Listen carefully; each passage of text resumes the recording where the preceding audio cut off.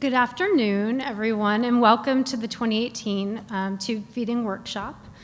For those of you who I haven't met yet, my name is Joy McVeigh-Hugick, and I am an enteral nutrition consumer.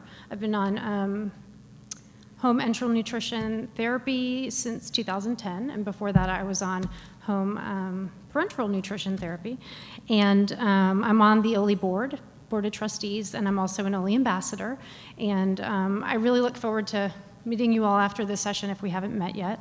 I see some new faces as well as some people I've known for several years now. It's good to see many of you, and whether you've been on nutrition support for 5 months or 25 years, I hope that you'll learn something new today that you may not have known before.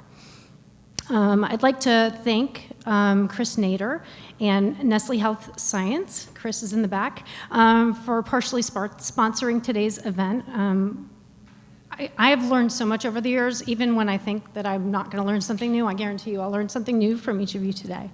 To let you all know, this is being streamed live. So there's two things about that. One is if you ask a question, make sure you speak into the microphone.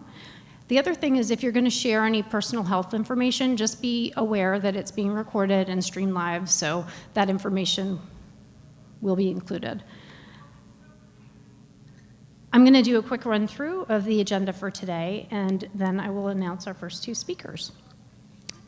We will be doing, it's called Dietitian's Recipe for Optimal Formula, where you'll get to hear from Anna Tuttle and Alyssa Norris, who are both local. From there, you'll hear from Lisa Epp, who will be addressing common complaints with tube feeding, and she is from the Mayo Clinic. After that, you'll have an opportunity to ask questions of all three of our registered dietitians today. And then afterwards, Dr. Manpreet Mundi from the Mayo Clinic will be talking about feeding tube options. And then you'll have an opportunity to ask some questions. And then finally, we're doing hands-on and question and answers with the manufacturers. We have AMT, Boston Scientific, Cook, Halyard Health, Medline, and Mode.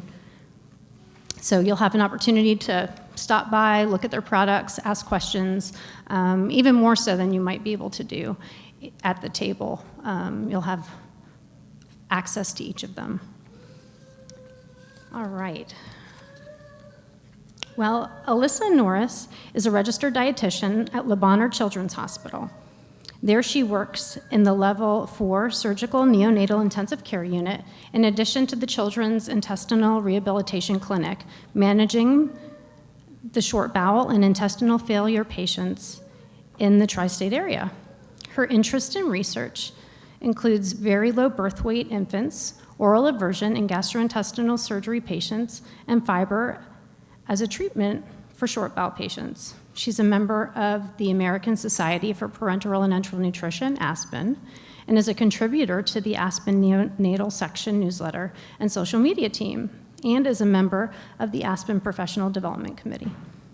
Anna Tuttle is a clinical dietitian at Le Bonheur Children's Hospital in Memphis, which is where we are. She primarily works with the outpatient GI clinic and the subspecialty clinics for I always say this wrong. Encephalic esophagitis. I don't know why I shouldn't even just try and pronounce it. Liver transplant, and Center for Intestinal Rehab at Le Bonheur Clinic, which is the CIRCLE program. She enjoys the challenge of her patients' population and watching them grow and helping them with nutrition support. So we are going to hear from them now.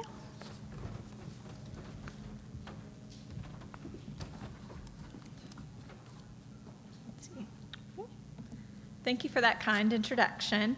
Anna and I are also both native Memphians, so we would like to welcome all of you here to Memphis, and we are so happy the Oley Foundation has chosen Memphis as their home for this year's conference. Our first disclosure is that we have no commercial or financial relationships to disclose with this presentation. Today, Anna and I will be reviewing considerations for our formula recommendations. We plan to review infant, pediatric, adolescent, and adult formula options, and also discuss how we can individualize these recipes for our patients. And then we'll also break down commercial formulas. Although there are numerous things that a medical team will consider when choosing their formula option, these are some of the top 4 things that we look into. We also primarily keep in mind that the literature supports that with patients who have any type of complex medical needs or really any diagnosis, their formula options and nutrition regimen should be individualized for them. So one of the first things that we're going to look for when looking at our formulas is their age. Are they a premature infant? Are they a term infant? Do they need a junior/toddler regimen, adolescent or adult? We're also going to consider their disease state. Do they have any allergies that could be present in any of these formula options?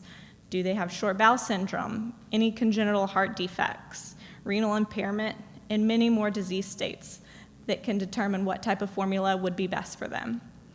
Also, coverage is something that you may also run into and be very familiar with. What is the insurance company going to provide if we're choosing a formula that maybe isn't fully covered by the insurance company or DME? Is the family or caregiver going to have to pay out of pocket? Is that feasible?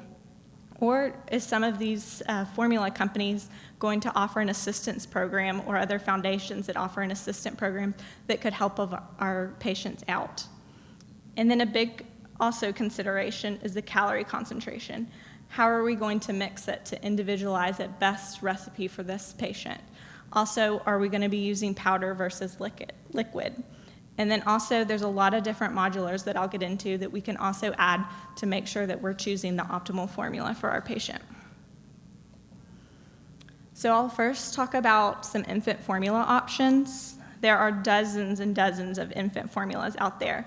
But as you'll see in this chart, we are looking at some of the 4 biggest companies, which is Abbott, Mead Johnson, Nestle, and Nutricia. And you'll see at first we look at our standard formulas. So these are going to be your term formula options. Similac Pro Advance and Enfamil Neuro Pro Infant. And then also too, those companies have premature options. So our Similac Neosure and our Enfamil Infacare. And those premature options differ from the advanced and the infant because they're designed to meet the premature infant needs. So they're going to be higher in protein, calcium, and phos, primarily for those babies who missed out on the 3rd trimester. Then we can look at our low lactose formulas. So Similac Sensitive, Enfamil Gentilese, Gerber Good Start Soothe, these are all going to have a little bit lower lactose than our standard formulas that may be for babies who it's a little bit fussy or not as well accepted on the stomach. Then we have our partially hydrolyzed formulas. So that's where our proteins are going to be a little bit more broken down and easier to absorb. Now these partially hydrolyzed formulas are not to be used for allergic diseases. And those options are Similac Total Comfort and Gerber Good Start. Now the hydrolyzed and elemental formula options, those are going to be more broken down again than our standard and all the ones above that. So we've got our Similac Alimentum, our Progestamil, and our Nutramigen. And those are also going to have a higher ratio with medium-chain triglycerides and long-chain triglycerides as well that can help aid in absorption of these nutrients. So our elemental options are Elecare Infant, Alphamino Infant, and Neocate Infant. And these are going to be ones that are completely broken down and ready to absorb. Y'all may be most familiar with these in our short bowel and intestinal failure populations, as well as those who have eosinophilic esophagitis or other allergic diseases as well.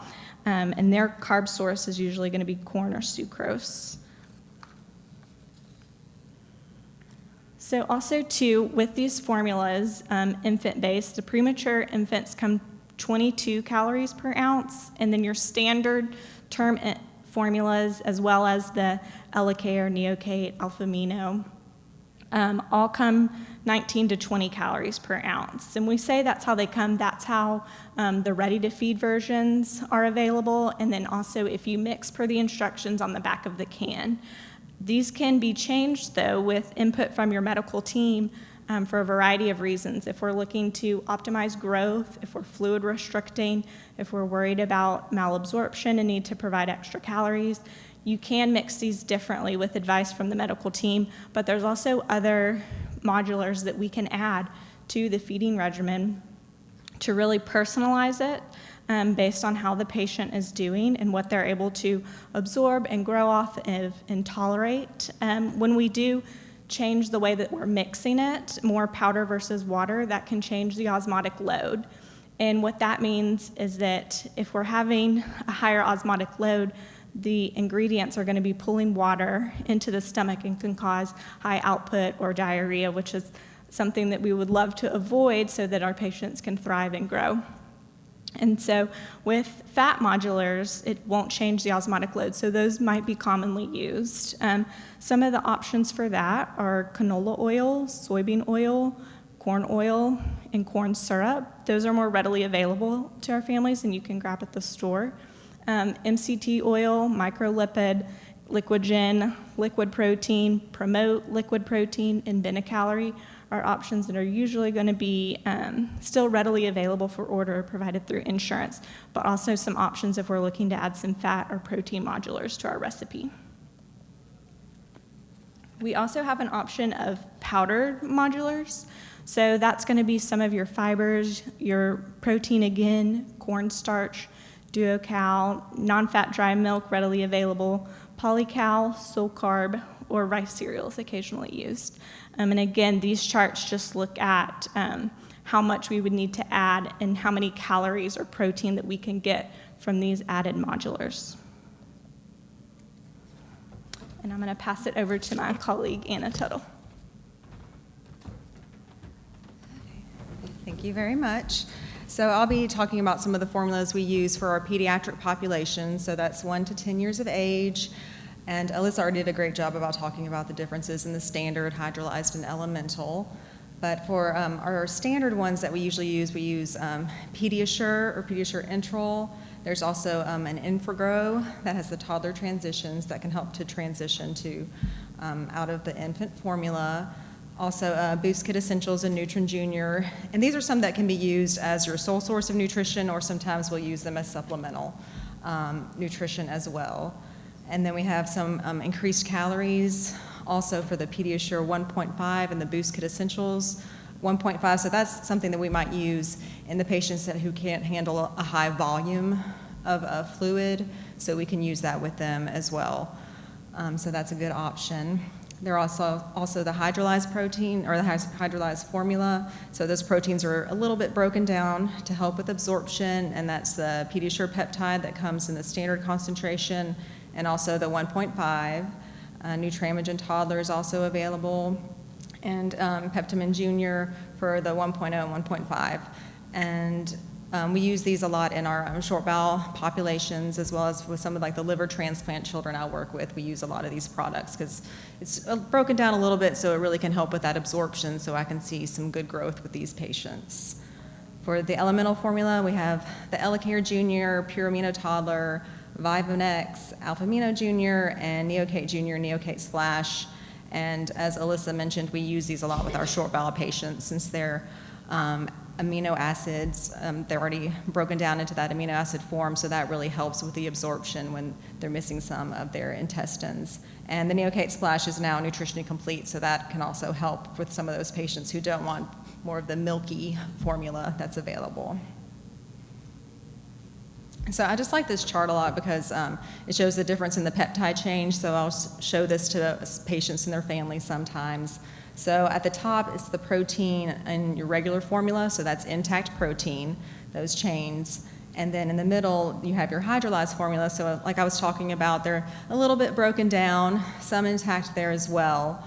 But then what we use in some of our short bowel patients, we have in the elemental formula where it's broken down into those amino acids. So as you can imagine, that's just more readily absorbed. So your body doesn't have to work so hard to digest those intact proteins. So we also have a few other options for our pediatric formulas. There are some soy-based ones. There's Infragrow Toddler Transition Soy for some of those patients. There's also a Bright Beginning soy formula I forgot to put on here, but that's also available. Some of the big names on here, like Abbott and Nestle, they have some real food ingredient formulas available. There's Pediasure Harvest and Complete Pediatric and Complete Reduced Calorie. So if you desire to have more of a real food type approach to those enteral feedings, those are options as well. There's also some clear liquid supplementation that we use sometimes with our patients, and those are the Ensure Clear and Boost Freeze. Something I always mention is that, of course, those don't contain fat, so those are more just like supplemental nutrition that I have with some of my patients who want just maybe a little bit of variety in addition to some of the tube feeding they're getting or some of the TPN they're getting as well. So those are some options for them. And plus, I have some patients working in pediatrics who love juice, so that's an option to give a little bit more oomph for what they're taking in as far as that goes. So for our adolescents and adults over 10 years of age, we have our standards, which some of these, of course, we see in Target or Walmart, like the Ensure and Boost. There's also Osmolite and Nutrin available, and we have some of those increased calorie standard as well. So if they can't handle too much fluid, or they just need a little bit more bang for their buck, there's Ensure Plus, Osmolite 1.2 and 1.5, meaning 1.2 or 1.5 calories per ml. Also Boost Plus and Nutrin 1.5. And for the hydrolyzed options, we have the Pediasure Peptide, the 1.0 and 1.5, and there's also Vital Peptide, which is more for ages 14 to 18. It's kind of a transition to their Vital product that they have available. So it just works with the nutrient needs of that patient population. We have the Peptamen Junior 1.0 and 1.5, and the Elemental, those are still like the Elecare Junior, Alphamino Junior, Nuacate Junior, the ones we use a lot, and a lot of those have the different flavors, so that can be helpful. So patients have that option if they are taking any of it orally, or still enterally, they like to maybe have a few different options as far as the flavor goes. And a great thing about those two, as Alyssa mentioned, we can kind of tweak the calories per ml for that. So if they need to be at a lower caloric concentration, we can do that and provide them with those recipes for that. Or if they need to be at a higher concentration, we can do that as well, just depending on their history of tolerance and what kind of medical states they have. And there are a lot of real food formula options available, because I can imagine you'd want to have more of a real food diet sometimes. So there's Kate Farms functional formularies, real food blends are available, and I think here in the vendor section. So Kate Farms, they have their standard formula. There's also the peptide base for those patients who need more of a hydrolyzed formula, and now I see that they do have a pediatric. I believe they have a 1.5 and a 1.2. I don't know if it's readily available yet. I think that's kind of a newer product. So they have ingredients include like rice and pea protein, brown rice solids. They have a superfood blends of different food concentrate and extracts like Brussels sprouts, blackberry, and kale. So those are some different options they have there. And then Functional Formularies has the Liquid Hope for the adult population and the Nourish for the pediatric population. So it has a lower caloric concentration, the Nourish does, and a little bit less of the macronutrients like the protein and fat, just to accommodate the pediatric population. And so they have ingredients like I commonly eat, like garbanzo beans, peas, rice, quinoa, broccoli, sweet potato. So that's just kind of a good variety for people to have as part of their tube feeding regimen. And real food blends, I messed up there. There are 5 different blends that are available. And those include, got salmon, oats, and squash, beef, potatoes, and spinach. And so that's meant to add variety to the diet. So it's more similar to a meal like maybe a family member is eating. So that they have that as well, and it's usually used in a bolus feeding. And of course, there are homemade blended diets, which may be appropriate depending on the patient, and I would recommend discussing, with your medical team, with your registered dietitian and physician. And I know Alyssa and I have worked on different recipes for our patients, and just to see what works best for them, and we can, figure out want to meet those macronutrient needs and making sure they can tolerate it with the volume and everything. But it is an option for different patients. So the formula breakdown, of course, there are a few different common sources of the carbohydrates, protein, and fat. For the carbs, it might have sugar or maltodextrin. Inulin, FOS is the fructooligosaccharides, and sucrose. Common sources of protein are the sodium and calcium caseinates, milk protein concentrate, whey protein concentrate, and soy protein isolate. A lot of these formulas, like the intact ones, like Pediasure and things like that, they have milk in them, but they don't have the lactose. So a lot of times I have patients who are lactose intolerant, but they still can take the Pediasure because it has milk products, but it's the protein from the milk and not the sugar. Some common sources of fat include sunflower oil, soybean oil, MCT oil, those medium chain triglycerides that can be pretty readily absorbed by the gut, and canola oil. There are also some other additions such as prebiotics, those food for the probiotics. That includes the oligosaccharides, polysaccharides, and some fructans in there. Can help with that gut bacteria. There's also fiber that can be added, like there's a Pediasure with fiber, and also some patients might add a Benefiber or something like that to their formula to help with their stooling habits. And as Alyssa mentioned, all those different modulars are options as well. So we might have a formula that we're using, like an elemental formula, and we might add some certain oils or something else to help increase the calories so we don't have that high osmotic load like Alyssa was discussing. And something that we use since we work in pediatrics to assess how they're doing on the formula is we track their changes in weight or their height and their length. We go by a certain ideal growth velocity according to the age and gender that they are. So we always want to see if they're within that range. If they're a little bit below, we might add more calories or increase the rate or volume they're getting. If they're a little bit too high in there, we kind of need to reel it in. We can adjust it in the opposite way as well. So that's something that we do. And also to assess tolerance, we want to see if there's increased stool output, if we go up on a rate or go up on a concentration, are they having issues with diarrhea or stooling too often? Are they having vomiting issues? And then also something that we do is just a gradual transition or slow increases in rate. So if we want to go up to a certain concentration, we'll just slowly do that, and also just slowly increase the rate of their feeds to kind of help their gut and just help them adapt to those changes. And so in conclusion, there's not a blanket statement that there's one optimal formula that will work for everybody. So we have to just work with that individual patient to see what their background is, what their tolerance level is, and what their prior disease state was, so we can find that optimal formula that works best for them. So. All right. Thank you.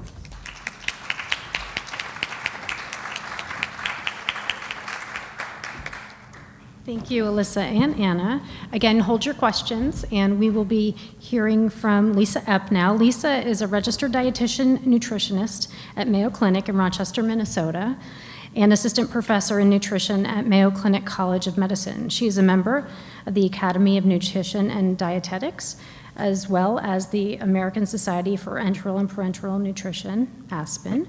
She enjoys speaking at state and national organizations such as ASPEN's Nutrition Science and Practice Conference, the Academy of Nutrition and Dietetics Food and Nutrition Conference, and the Oley Foundation. And I learned last night that we both are fascinated by fashion and how you can adapt your outfits even when tube feeding. So we're working on that for the future. So without further ado. So fashion show next year. If you have any ideas, come talk to us. All right.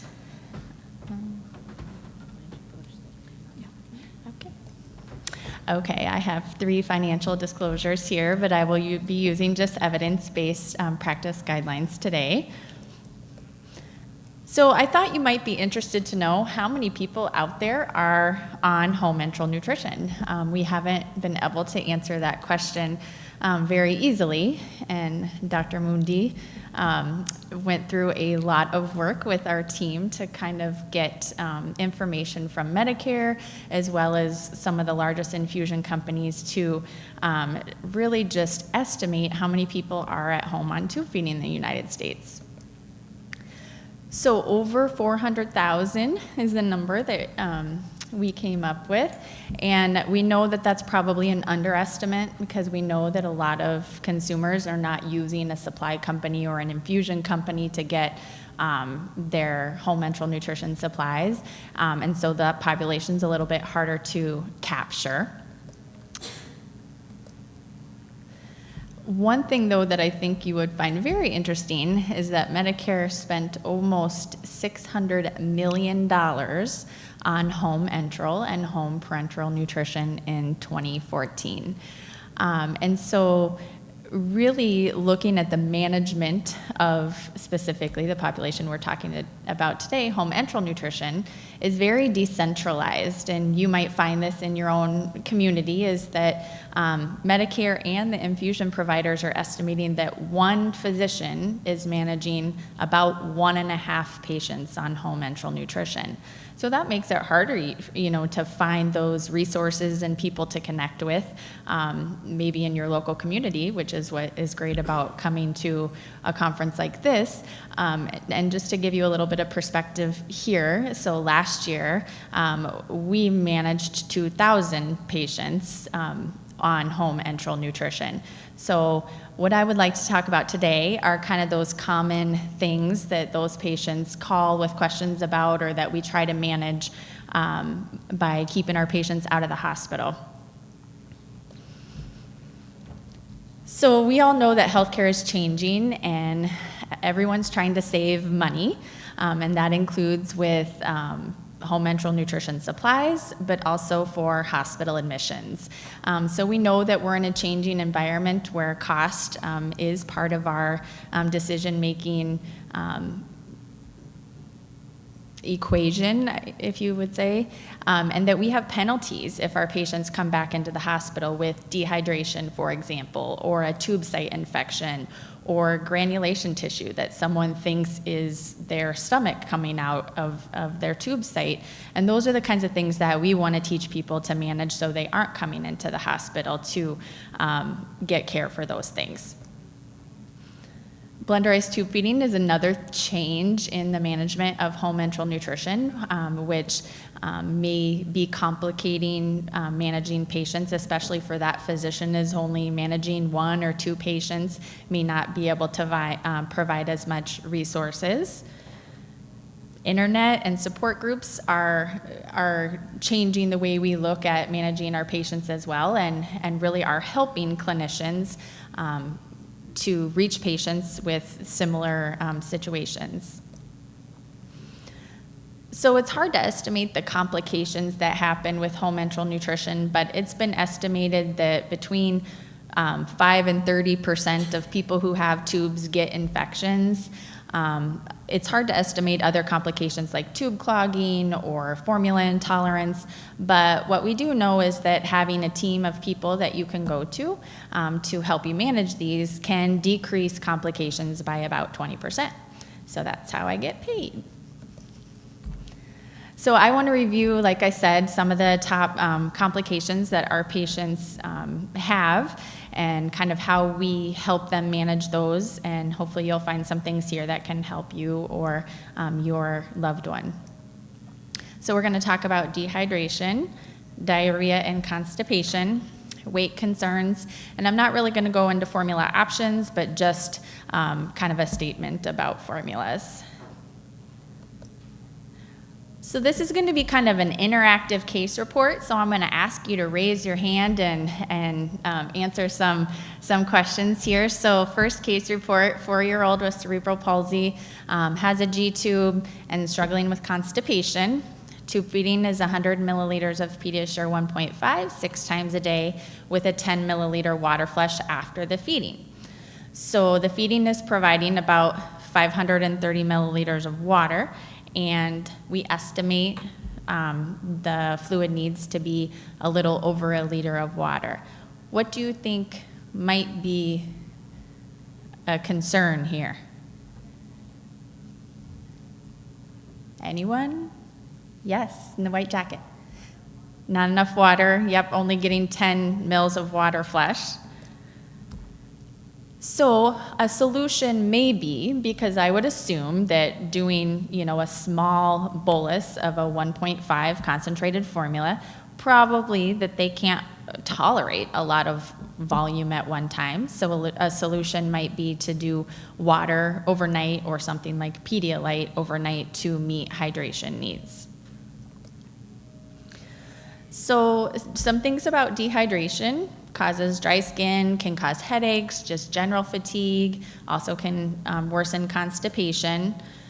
But severe dehydration can increase heart rate and decrease blood pressure. So we definitely don't want to downplay the fact that this child is only getting about half the amount of fluid that they need. Children with special needs might have more fluid needs due to drooling, gut motility issues, volume intolerance, poor intake. And so really looking at estimated fluid needs for both adults and pediatrics. Now, these are an estimate, but when I go through this with a lot of people, they feel like, wow, this seems like a lot of volume or a lot of water. And going from 500 mils a day to 1,200 mils a day might feel like a big volume. And so, we would probably do that in a stepwise fashion. But it's good to know kind of where we're going and then steps that we can take to get there. Another thing to know about formulas is that they're between 65 and 85% water. So if you're using 8 ounces of a formula, you can't count that all as fluid. So it's important to know the water content of the formula that you're on, as well as with blenderized formulas, it's really difficult to determine what the water content is. So we kind of estimate that most home blenderized formulas are between 65 and 75% water. Therefore, you would want to make sure that you give water or other fluid in addition to or mixed in with the blenderized feeding to make sure that you do get enough hydration. And I think sometimes this may happen when people change formulas because the water content of different formulas is different, that sometimes dehydration can become an issue. Overhydration, though, can also be an issue. So especially when maybe someone's new to blenderized feeding and they feel like they really want to get their blends really, really thin because they're worried that they might clog their tube. Sometimes that can lead to getting too much hydration, and that can lead to low sodium levels. So sometimes we do need to add salt to blenderized feeding to make sure that that doesn't happen, but obviously that's on an individualized basis. Okay, next case report. 54-year-old with tonsil cancer undergoing chemo and radiation, has been on a PEG tube feeding for a couple of weeks with a 1.5, so that concentrated formula with fiber, and calls in. So we have 6 dietitians that take phone calls from patients to, like I said, try to manage things at home and keep patients out of the hospital, and has been feeling full, nauseous, and no bowel movement in 6 days. What would be some of your first thoughts if you received this phone call? Or if this was yourself? Anyone? Yep.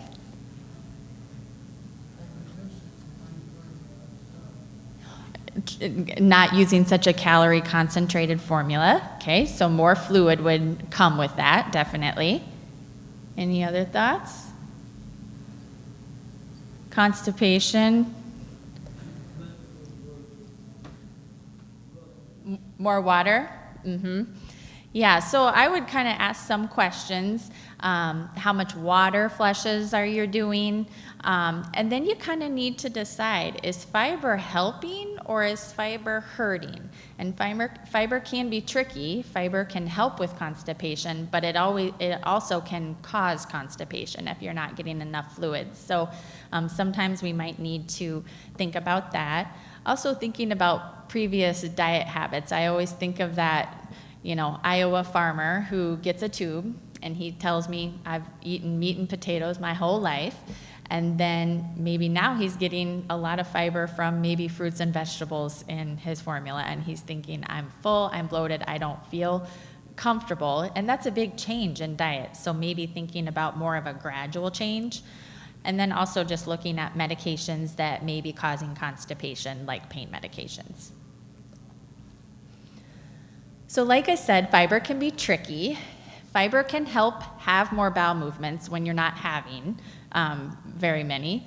And this can be done either mixed in formula or as flushes.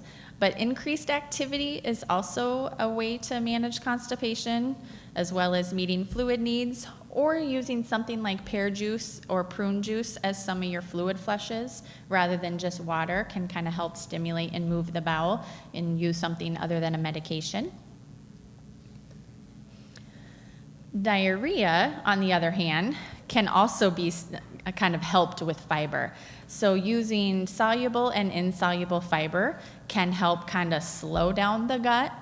However, Aspen, which we've mentioned a couple times, doesn't recommend using fiber if your gut doesn't move very well, or if you're at risk for having kind of a, I don't know how to explain it, bowel ischemia, like your bowel doesn't work anymore. But fiber can be used for persistent diarrhea. Something that may be more beneficial than fiber, we don't know this yet, but it's being studied in a lot of areas of healthcare, is using prebiotics to help grow that good bacteria in our gut. So using something like kefir as a flush through the tube or mixed in formula might be a way to start to add that good bacteria back into your gut to help kind of manage bowel movements long term without having to use different powders and formulas and things like that. Maybe just building that good bacteria back there would help. My co-presenters kind of already mentioned about some modulars, but just a few other modulars that are out there that can help with diarrhea. Nana Flakes is kind of like a dehydrated banana that can be mixed up with a water flush, and that kind of thickens stool. That can be used in both a hospital setting and at home. But also things that could be used would be stool thickening foods like applesauce or bananas or rice cereal.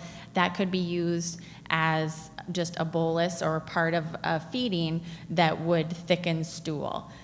Another thing that we do ask people when they call in and say they have diarrhea is just making sure that the formula that they're giving is not cold, because cold formula can cause diarrhea, as well as just double checking those food safety things with hang times, making sure that food isn't sitting out for too long. So for a home blended diet, we would recommend no more than 2 hours, and then manufacturer hang times of formulas range from anywhere from 8 to 12 hours. So if someone called me from Hawaii once they got home to their beautiful state, and I'm freezing in Minnesota, and they tell me that they have diarrhea, I might ask them, do you keep your formula outside, out at room temperature for 24 hours? And especially if they're on continuous feeds, and that would be something that maybe would be a reason why they're having diarrhea.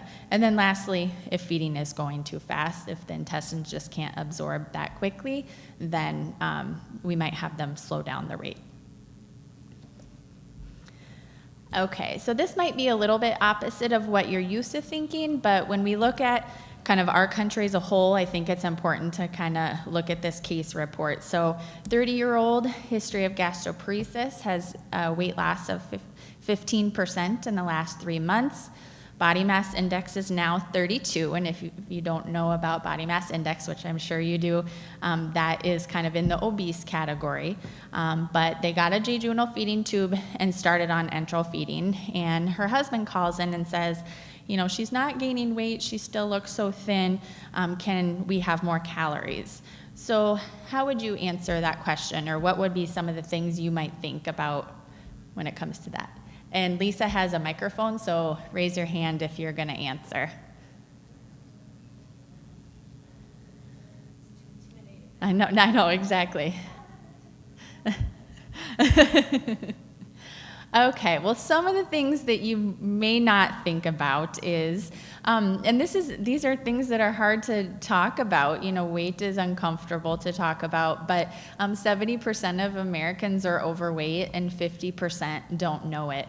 So just because you're on tube feeding doesn't mean that we want to introduce other healthcare problems like the risk of diabetes or cancer or high blood pressure by overfeeding with tube feeding. So what we would like to do in a situation like this is discuss what is safe safe weight loss, and that would be about a 10% weight loss in 6 months. And then the goal would be to maintain that for a while, or have about a pound of weight loss per week, and making sure that they're getting a lower calorie but high amount of protein with their tube feeding. Just because, like I said, we don't want nutrition to be affected. We want protein, vitamins, and minerals to be adequate, but we also don't want to overfeed someone if they don't want to keep losing weight or gaining weight, and it may not be healthy for them.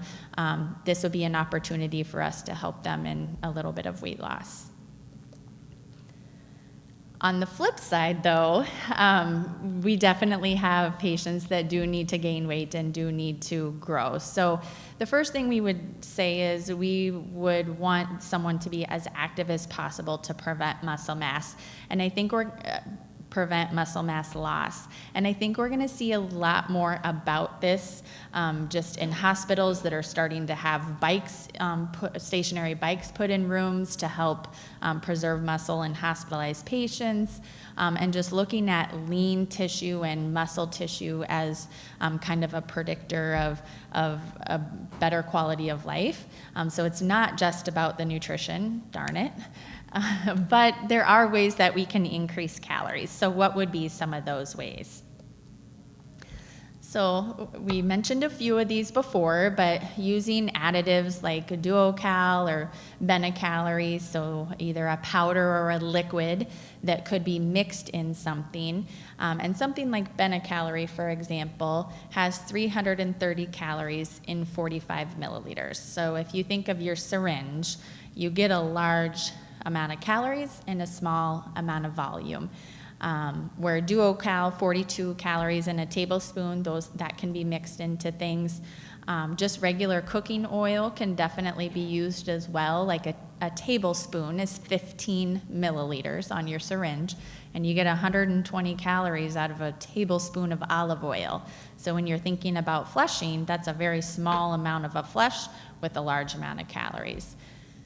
Mixing avocado and butter into a bolus feed, it would be another option, or cutting back on water flushes and using more flushes with fluids that have calories in them, like Powerade, Gatorade, juices, milk, lemonade, anything like that could be used as a fluid flush. And then just a small amount of water flush at the end to clean out the tube, rather than 120 mils of water or 8 ounces of water with the feeding. If you're trying to get in more calories, a way to do that could be replacing some of the water with calorie-containing fluids. So I think one thing that's important to note, and we kind of talked about that with the pediatric population, is nutrition needs change over time. And sometimes nutrition needs in kids continue to increase and increase and increase. And then unfortunately, as we age, our bodies get a little bit more efficient at using calories. And so sometimes we don't need as many calories. So sometimes I might have a patient who's been on tube feeding for 10 years and they say, but why do I need to come back and see you every year? I've been so stable. And then all of a sudden they start to gain weight and they don't want to. And it's because nutrition needs change over time. So we definitely want to kind of have our patient know what the goal is. So we like to have a weight range goal. And if they get outside that range, then that would prompt a phone call. So just kind of that awareness that different treatments, or if your body's healing from a surgery, or if you're just trying to maintain, all of those situations would call for different nutrition needs. So we definitely want to work with the consumer and family and a medical team to decide what are the goals, and then make sure that we have planned follow-up so we can make sure that we're achieving those goals. So we already talked about the formulas, but the reason why I put this slide here is because just because you start on one thing doesn't mean that's what you have to be on forever. Or just because something is working right now, it might in a year or two need to be changed. So what's great is there's literally over 100 formulas on the market. And if you took into account making homemade blenderized recipes, really the options are endless as to what formulas there could be. So don't get discouraged if there's something that's not working. I feel like if you have a team of people that you can kind of rely upon, that there are options out there. So the last thing kind of I wanted to just take away is it's really easy to kind of say what worked for you or what worked for your mom or your son. But what we do try to do is provide the best evidence-based recommendations that we can, and then throw in a few things that we know just works for patients. And so sometimes I think as a consumer, it could maybe get confusing if you hear a lot of different things from a lot of different people. But that's where the Oley Foundation's resources are very helpful, because they do give evidence-based practice guidelines for solutions for things like diarrhea, constipation, things like that. All right. We will take questions now, but we're going to have the microphone come around, right? Okay. Thank you so much, Lisa. So now we'll take questions from the audience for our dietitians. Anything from either of the sessions is welcomed. Lisa, one thing I have found that's very effective, first off, I've been at Tubi for almost 5 years, gastric feeding tube. I use the danger type 24 French because I use mostly a home blenderized diet. Okay. Now, on a daily basis, I always look at my urine and my skin. If your urine is, real concentrated yellow, you know you need to increase your fluids that day. And if your skin has that alligator dry look, again, that's a factor. And that changes from day to day on how much fluid intake. So that would be a recommendation you should give your patients to keep a constant check on that. They don't have to run to the hospital, ER, to get checked to see if it's dehydrated. Great point, and I'm just going to recap what you just said. So 2 ways that are evidence-based ways to check hydration are urine color, so making sure your urine is light, or skin dryness or feeling kind of scaly skin. So if you're seeing those things, then you know you need more fluid, and that's exactly right. Now, when I often, as you mentioned, talk about when you add fluids, I'll dump a 12-ounce Gatorade into my home blenderized meal when I've been out mowing 2 acres of grass or something to increase my fluid level. Great. Are there other questions? Oh, there's one over here. She's going to be in our fashion show Yes. next year.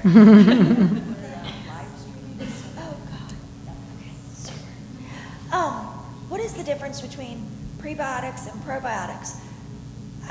I know what a probiotic is, sort of, but should I be using both? I don't do either, and I probably should, yes.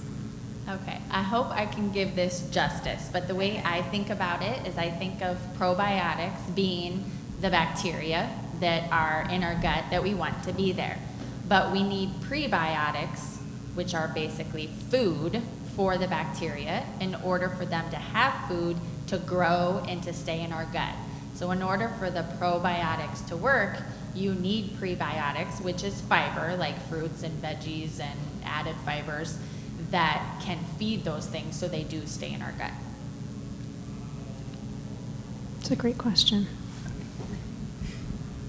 Okay, this is on the same line. You mentioned flushing with seafood. How much should, do you need a half a cup, a cup, a day? How much is needed? I'm going to let Dr. Mundi answer that question. It's a great answer because honestly we don't know yet, but Dr. Martindale is probably leading the effort in kind of looking at home enteral nutrition and using kefir or other probiotics, and we're hoping to start a protocol soon as well. But essentially he's using about 30 milliliters a day. And And so it's not much. And he's actually even doing this to the extent of using it in the ICU. So a few ounces a day is what he's looking at. So hopefully we'll get the data back as to what changes that produces in the stool. So then we'll be able to better tell if that's the right amount. But we're right in the infancy of this whole using kefir and probiotics to handle some of the GI complications. So I think in the next few years we'll have a lot more data. Any other questions? And I'll just remind the group that tomorrow afternoon in the 2:45 and the 4 o'clock sessions, Lisa will be joined by Cynthia Reddick, one of the dietitians that many of you know very well, and they'll be talking about a different, avoiding tube clogging and skin and stoma care. So I know sometimes those issues are covered in this session. You're welcome to ask a question about that now, but there will be more information tomorrow on that. There's a question here and then over there. Yeah, just to remind everyone, it's being live streamed, so please speak into the microphone, and if you're sharing any personal information, it is being recorded and live streamed. Firstly, Lisa, excellent presentation. I always enjoy hearing you speak, so I'm excited that you presented today. Thank you. I do have a question, though, about the weight gain. Weight gain with medications is a common situation. These patients could be on prednisone or other medications where there's weight gain that could be misinformative to us as dietitians, looking at patients thinking they're gaining weight, they're obese, but the reality is it may be other reasons. There could be thyroid conditions or other things going on.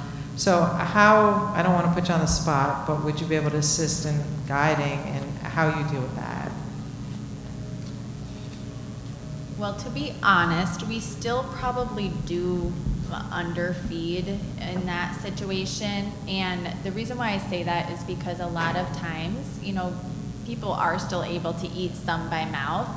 And I think one of the things that's hard is just to quantify how much people are eating by mouth. So we really try to remove the fact that they have a feeding tube as an equation into kind of their nutrition counseling. And if that person didn't have a tube and had thyroid issues and was on medications making them gain weight, we would still be counseling on, you know, a healthy diet, fruits and vegetables, lowering calories, you know, trying to get enough protein. So I don't really have a good answer other than I still tend to not provide the estimated calories.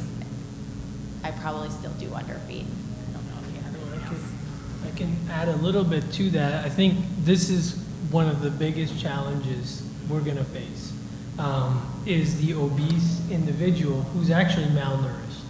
So it fools us in terms of the scale looks good, you know, or they're gaining weight. Yay, we're doing a great job, but they've lost so much muscle. So I think we are in the process of shifting some of our parameters that we follow.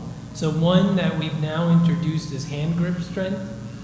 So that'll give us an idea of kind of muscle strength. Another is we're starting to use bioimpedance in our clinic, and so we have equipment for half of our patients, and we're going to buy the final set, but that will give us an idea of lean muscle mass. And that's something then we can follow and make sure that that is increasing, not just fat mass.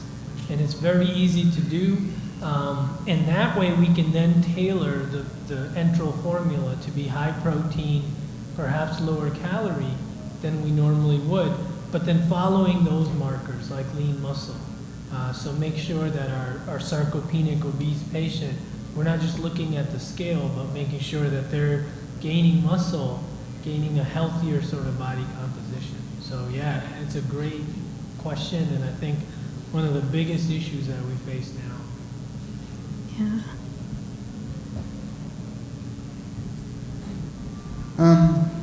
You mentioned several additives like kefir, nanoflakes, durocal, and benecal. I'm worried that if I introduce any of this, it might trigger diarrhea. Should I not worry? I'll say, some of the fiber, like the banana flakes and the Nutrisource fiber, those commonly wouldn't cause you to have any increased output of diarrhea because it would help bulk up your stool. So sometimes we often see, we may give a recommendation for fiber, and it commonly may be good with everyone else, but one patient might be too much fiber. And so as long as it's the right amount, it shouldn't cause any diarrhea. It may actually cause too much bulking, and you may see some constipation. But with other additives, and y'all can chime in as well, with some of the oils and some of the fats, if it's too much, you may see an increase in diarrhea with those. So it just depends on what specifically you're adding and what risk you may see with each of those. Does that help answer it? And starting slowly, Yes. obviously with a small amount, being at home, when you're making changes, just like if you were adding something new to like a home blend, you would want to make sure that you tolerate that before you added a lot of it. Something else that, I wish I had done this at the beginning of the workshop, but by a raise of hands, how many people who are consumers in the room, if you're comfortable letting us know, how many of you are G-tube fed? Okay. You can put your hands down. How many of you are J-tube fed? Because I think the answers to some of these questions and some of the advice provided might be different for the people who are J-tube fed as opposed to G-tube fed. I know I'm J-tube fed, so some of the advice and information provided, it's great information, but I can't be doing some of it because I'm feeding it into my jejunum. And then also, how many of you bolus feed or gravity feed? Okay. And then how many of you pump feed? Okay. Now, I just think it's helpful. I wish I'd done it at the beginning so you all would have known who your audience was. Are there other questions? Yeah. Wait for the mic. Thank you. Just an insight about adding oil to their diet. My daughter, she had an emergency. She'll be back. When she was a baby, they had us put the oil in, and after probably a week or two, I noticed the top of her head was just always oily. And I didn't know what it was until, a couple months later, I was at the doctor's office and they said, it's the oil that I'm putting in there. So as an adult, do you think that would happen? Putting the oil in there and it's going to come out the top of her head? I mean, she just had an oily scalp. Probably haven't heard that before. Everyone's staring at me, so I think in terms of the oil and this oily scalp, what I'm thinking of is we're overdoing it in that it's forming triglycerides that the body can't handle, so they're floating around. So that's something you have to be cautious about. So that's why this change needs to occur with a team. And someone's actually monitoring labs and making adjustments. Because, if I start adding a lot of oils and high-calorie things to my diet, if my body can't handle it, it could cause a lot of problems. So early on, if we take this stuff enterally, it's going to go through our kind of chylomicrons and end up in our blood. So we see this often if someone eats ice cream and we collect their blood the next day. We know they haven't been truly fasting. You could just catch that layer of oil and fat in the blood. So then the body tries to dispose of it. So I think the idea here is that in someone who's malnourished, where they're underweight, their body may take it up more readily. But I would work with a team to make sure that you're not overdoing it. So I actually have one more question about oils. I had heard that, I'd never heard of oil as a flush, but I had heard of oil as a supplement for a calorie boost. What is the difference between the various different kind of oils? I had heard that some of the S oils were preferred.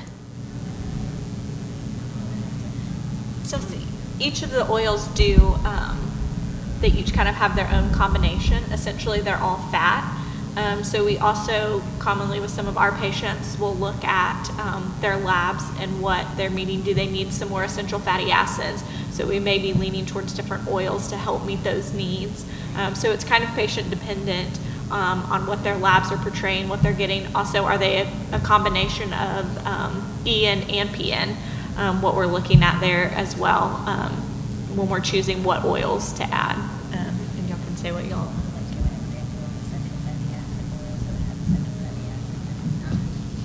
I'll keep talking. No, you're right. So each source of oil will provide different fatty chains. So we typically label, and I'll talk more about this tomorrow as well in the lipid section, but we label short chain, medium chain, long chain fatty acids. So this just essentially means how many carbons are in this chain of the fatty acid. This is probably getting too complicated, but each of those has its own properties. So as an example, soybean oil is a perfect example where half of it, almost 50-some%, is a carbon 18 chain linoleic acid, which is an essential fatty acid. So if you've got a child on parenteral nutrition, that's a must, you know? So then we would want to use that as opposed to like a medium chain or another oil. Whereas if you're having trouble with getting rid of oils or there's too much accumulating, we want to lean towards the medium chain because those can go right to the liver and get oxidized. So the body clears those faster. So it gets really complicated, but there's so many different properties to them, you know, and I'll kind of talk about this more tomorrow as well. But that's why, again, that team is important because each oil is not the same. And so you don't want to just say, oh, I need more oil, let me grab this. You may be causing a deficiency in something else. I don't know. Anything else here? Okay, another question over there. Hi, okay, so my son, he's 2.5 years old, and he has short bowel syndrome, but he has a rare brain disorder also called schizencephaly, so he's been tube fed like his entire life, but he's not very mobile and very active, so he doesn't burn a lot of calories like they would say like the typical child does, and he has Alyssa Jr. for his formula, but they were overdoing having me mix his formula for a long time with a lot of extra calories, and I kept thinking like that doesn't seem right. Well, now they have me mixing it to less calories, and they said, like the nutritionist said that he doesn't need any extra calories because now where he is on the growth chart, but he's not gained any weight in months, and I just feel like, I don't know, it just makes me nervous, and I don't know if I should have him be pushing to have him tested to see if he has like a thyroid issue or something like that, just to make sure that like there's nothing I need to be worried about for his weight at all. Or am I just being, he's my first child, so I don't know if I'm just being like, kind of, I'm like, I hover a lot, so like I don't know if I need to really be that worried about it or if I just need to just let them do their thing and let it go. No, it's okay. It sounds like you're a good mom. So it's good to be concerned about these things because you want a child to grow. So if they're not growing, that is concerning. And yes. Sometimes as dietitians, it's hard to find that happy medium if we have children who have gained a little bit more than expected, and we don't want to create another issue where if they're overweight or something like that. So sometimes I know I've had patients where there might be a few weeks or a few months where they kind of stay at the same weight or so, and then eventually we do want to bump up their calories maybe again. If you're concerned about a thyroid condition or something like that, definitely voice that concern to your team or to your physician to see if you need to get them tested. But it sounds like he might, you know, if they're not very mobile, their calorie needs are, of course, a little bit different than a child who is mobile. So it's kind of hard to find that happy medium sometimes, but definitely if you're concerned, voice those concerns to your dietitian and to your medical provider about, you know, if they need to tweak its formula again or what their end point is, what their game plan is for the future, which with some of these children, I mean, it's month by month as far as what they have going on and how we need them to grow. But I know it is concerning when a child is not growing because you definitely want them to grow at that important stage in their life. Yes. Okay. Kind of on the same lines of what he was saying about the adult population, though, about lean mass, do you know if they do like mid-upper arm circumference? Have they ever measured that on him? Because that would be another thing to kind of look at outside of weight gain. Mm-hmm. I don't know if you guys want to talk about that. But they haven't done that. I feel like, so where he is on the growth chart, I just feel like they're relying on it too much because he was going like straight up because he was having too many calories, but the where he is, like with his height and length, like his length, they'll say, oh, he is so tall, but then he's really short on the growth chart. So I just feel like it might not be exactly correct. I don't know.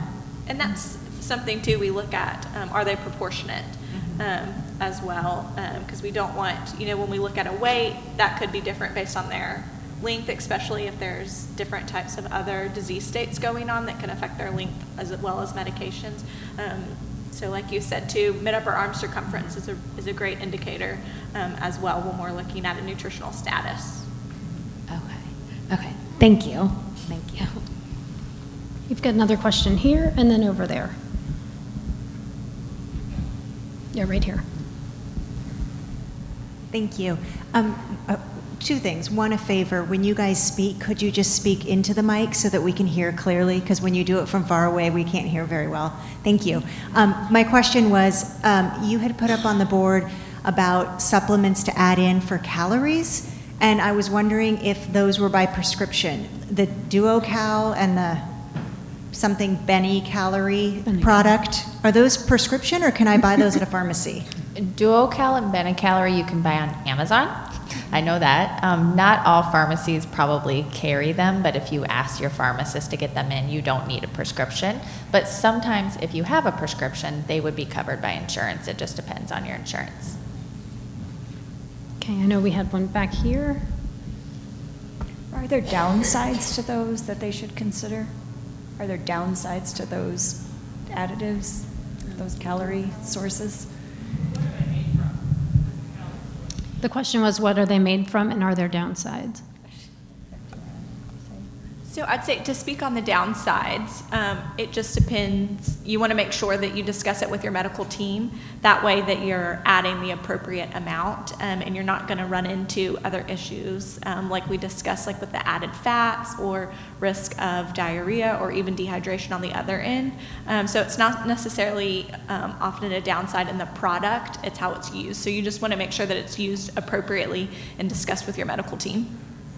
And then the sources are basically oil and whey protein in the Benacalorie, and then corn carbohydrate in the DuoCal, right? Mm-hmm. Yeah. And just as with anything that you hear at this conference, definitely check with your doctor and your medical team before instituting any major changes. We have a question back here. Yes, I wish I had a medical team. I'm from a small town. My internist says, how's your head? Your heart sounds good. Any troubles with your tube? Okay, everything's fine. And that's the extent. At one point I had to gain 10 pounds, so we added 2 bottles of food a day. And I mean, I've never seen a dietitian. I have learned so much today, and I would guess that my situation is probably pretty normal. I imagine a lot of people are out there without a dietitian to talk to. And I really appreciate your knowledge base and the information you're sharing. I hope my doctor will be open and receptive when I go home to the information that I've learned. I can't believe I've waited 20 years to learn this, but thank you. Thanks. And I'll add a plug too. If you, I know in a small town it can be hard to find a dietitian, and if your medical doctors that you see aren't familiar with one, if you go to eatright.org, you can search and see if there's a dietitian registered in your area as well that may not be associated with that team but may still be able to see you or put you in connection with somebody. That's wonderful. Any other questions? This has been so informative. Thank you all. And we are going to hear from Dr. Manpreet Mundi.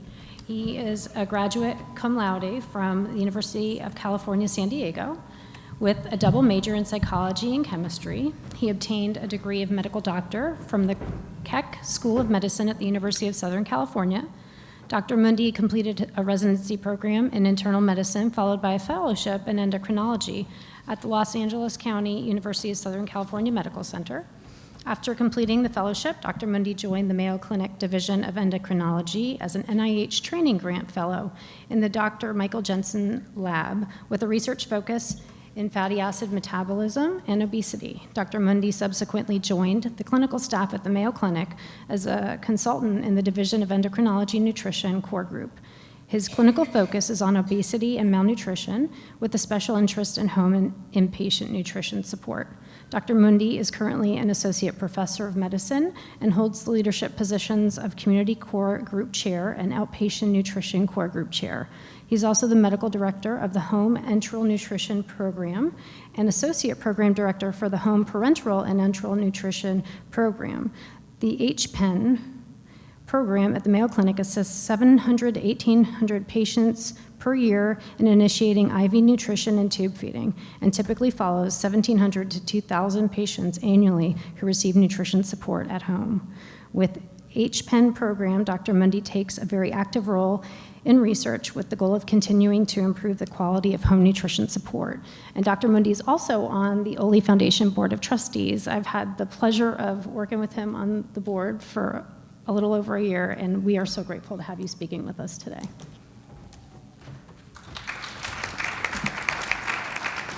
Wow.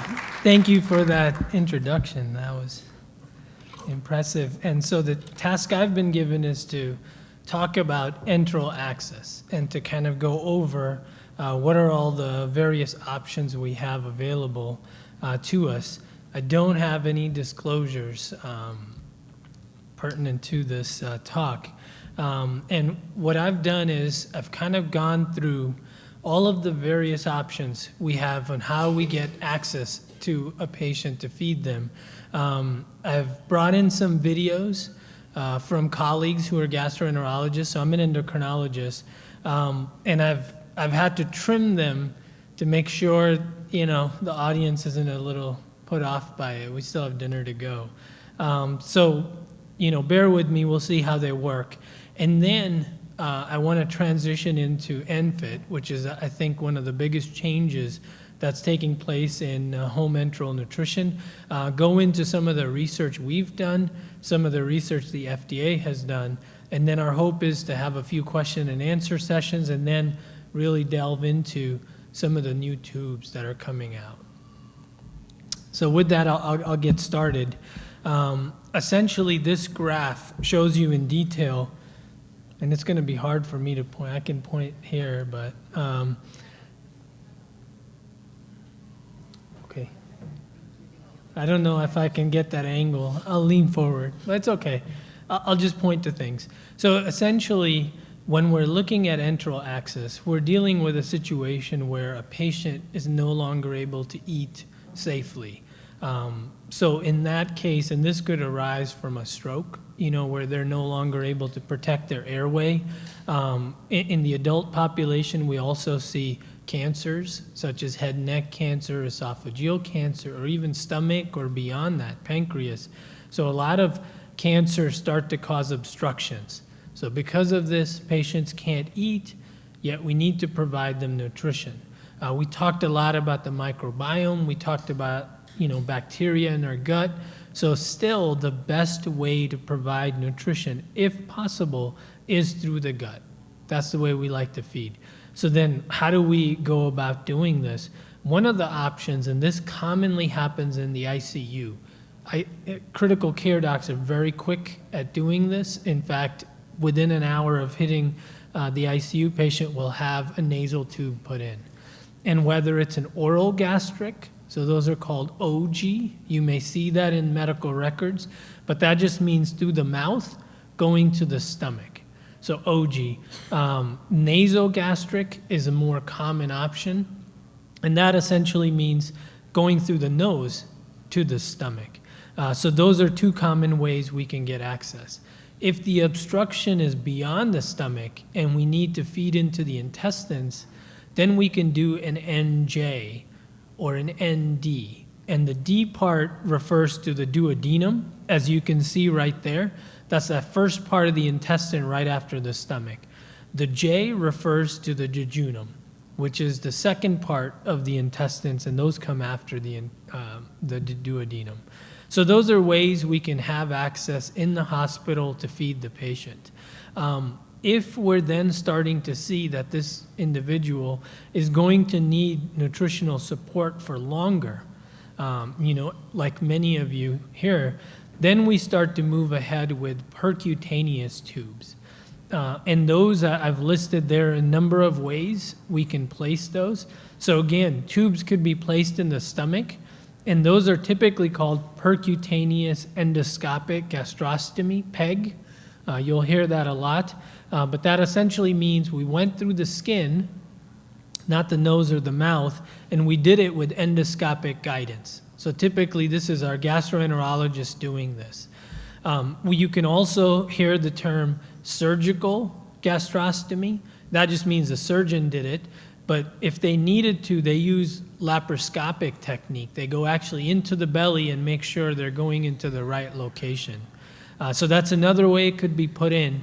And then interventional radiology can also place a tube into the stomach. And what they do is they look and use fluoroscopy. They're sort of x-rays to find the location where they are, and then put one in from the outside. And I'll show some videos that can kind of help with this. So those are all the various options we can have a tube into the stomach. If we need to, we can also then put in a PEG, which is either a direct PEG going right into the jejunum, into the small intestines. Many of you may have those. The other option is that we can do a PEG-J, a PEG tube, so into the stomach, and then put in a small extension through that to get to the intestines. So you can see by this diagram, there's so many different ways we have of accessing the different locations. Then these are just some diagrams of the tubes themselves. You can kind of see those up here as well later on after I'm done. The two main things I want to point out here are, one is the bumper end of it, and then the other tube, the one lower down, has a balloon at the end of it. So these are the two main things that you also want to keep in mind. So as you're reading your medical records and you're going to go see a new provider, it's very important to say, oh, I had a ex-French PEG tube with a bumper, because that sort of changes how they're removed, what else happens. So this is information that's very important for us. We can quickly understand what's going on the inside.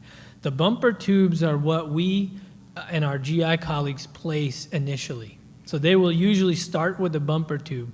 The advantage of the bumper tubes is that, to me, they can stay in much longer. In fact, some of our patients, well over a year, they have the same bumper tube. This allows time for the tract to heal.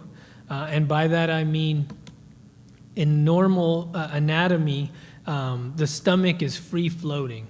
And so when we go ahead and place the tube, what we're doing is bringing up the stomach and joining it to the inside of the belly wall. That tract needs to heal. And we typically say we need about 4 to 6 weeks. We are on the cautious side and say aim for 6 to 8 weeks. That way we know for sure. Some people will heal much quickly, so in like 2 weeks. Others will take longer. But the reason we want that tract to heal is that if the tube falls out or is removed, once it's healed, the stomach tends to stick to that abdominal wall. So this allows us to then be a little bit more comfortable if a tube has fallen out, that we don't have the stomach fall off and now you're leaking into the belly wall. So once the tube has been removed, then we usually go ahead and put in the balloon tube, because the advantage with the balloon tube is that even though they typically don't last longer than 3 months, you can replace them yourself. And many of our patients who've been taught to do this can either replace their child's tube at home or their own. So we're essentially just shipping out the tube to them they check on them and they replace them themselves. Okay, so a little bit about how these are placed. So again, bear with me. I'm sure most of you can handle this, I guess. But essentially, the key to placing these is the first picture with the landmarks that are defined. It's actually not my picture, just in case anyone was wondering. But what you're first defining is essentially the rib cage, the coastal margin. That's very important to identify, and I'll show you some slides of where things could go wrong. Then, once that location has been identified and we know where we want to go in, we usually use a very small needle, very thin needle, often a spinal needle. This is like what you may have seen with epidurals and things like that, to go in and make sure we're in the correct location. This is very important. As you can see here, what I'm showing you there is a CT scan with a tube going through the liver. So that's the issue with knowing, your landmarks and kind of identifying all of those correctly. If we go too high, again, the liver sort of comes across the belly, and that's an error that can happen. So we just want to be careful of that. So once we've identified that we're in the right location, the needle can be visualized then inside the stomach. So we have someone with an endoscope that's manning the endoscope. Someone from the outside is going in with the needle, and once we see that it's in the right location, then we can pass a wire. And I'll show you a video here. It's working. So you can see what happened there. So the endoscope is on the inside, that little picture, and that's essentially grabbing the needle with a snare. And now they're able to pass a wire through that and then capture the wire with the snare. And that's the key to these placements, because once you've got this wire in place, now you can then guide the tube onto it. So that's the hardest part, is making sure you've got your landmarks correctly identified, and then initially putting in that needle into the right location, and then passing a wire through that and capturing it. Once you've done that, a lot of the work is actually done. So then that wire, as you can see here, is then pulled back out of the mouth. So it's a very long wire, and the person operating the endoscope then has one end of the wire. The other person at the other end of the belly has the other end of the wire. And then a tube can essentially be passed onto that wire. There's all sorts of different techniques on how it could be done, but essentially you go in from the outside, pass the tube along through the mouth, and then pull it through the other end. And then the tube is placed, and they can then secure an external disc. They can size how much length we want to leave outside, and then put in the end adapter, and then you're done.